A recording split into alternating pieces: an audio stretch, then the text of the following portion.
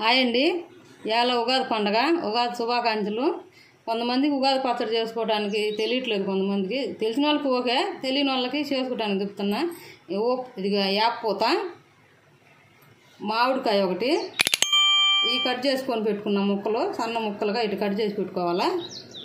దాంట్లో ఇది ఆ యాపపూతని ఇటు తయారు చేసుకోవాలా. నలుపుకొని చెరుక్కున్నా వచ్చుద్ది, చెరిగినా వచ్చుద్ది, లేకుండా మనం చేతి విడిగా తీసుకున్నా వచ్చుద్ది. ఇటు చేసుకోవాలా. కొంచెము చింతపండు నానబెట్టుకోవాలా.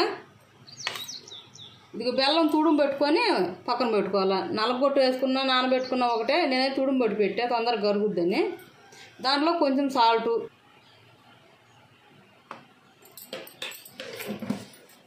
ఈ చెడు రుసులు అని అంటారు, ఈ ఆరు, ఈ ఉగాది పచ్చడి చెడు ఇవన్నీ వేసి ఉగాది పచ్చడి తయారు చేస్తా. చూడండి, చూసి నేర్చుకోండి. నాకు తెలిసినంత వరకు నేను చేస్తున్నా. మీకు ఏదన్నా వేసుకోవాలనుకుంటే వేసుకోండి. ఇవి అయితే చేస్తున్నా, నేను చూపిస్తాను ఎట్ట చేసేది. ముందు చింతపండు అంతా ఇట్లా నలుపుకొని గుజ్జు వరకే తీసుకోవాలి. దాన్ని కొంచెం నీళ్ళు పోసుకొని, మీరు ఎంతమంది జనం ఉంటే దాని ప్రకారం వేసుకొని, మేము కొంచెమే వేసుకున్నాము. ఇది ఇట్టంతా తీసుకోవాలా.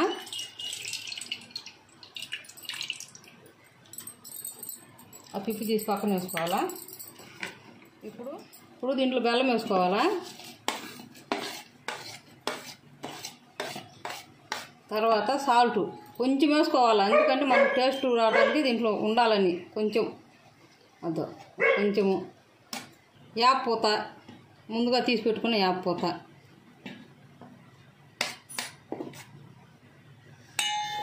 తర్వాత సన్నగా తరిగి పెట్టుకున్న మామిడి ముక్కలు. దీంట్లో ఒగురు ఉంది, పులుపు ఉంది, రెండు ఉన్నాయి. తర్వాత కొంచెం కారం, అదో కారం వేయాలి, ఖచ్చితంగా వేయాలి. కొంచెం వేసుకోవాలి, ఎక్కువ వేసుకోకూడదు, కొంచెం వేసుకోవాలి. ఇప్పుడు ఇది మొత్తం కలుపుకోవాలి బాగా.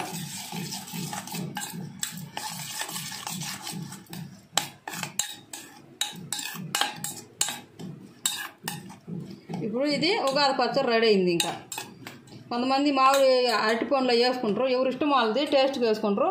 మామూలు ఒరిజినల్ అయితే ఇదే వేసేది. మీకు ఇది కానీ నచ్చిందంటే లైక్ చేయండి, షేర్ చేయండి, సబ్స్క్రైబ్ చేసుకోండి. అట్నే మీరు కూడా చేసుకోండి. ఇది ఇంక దేవుడి కాడ పెట్టాలా. ఇదైతే రెడీ అయింది.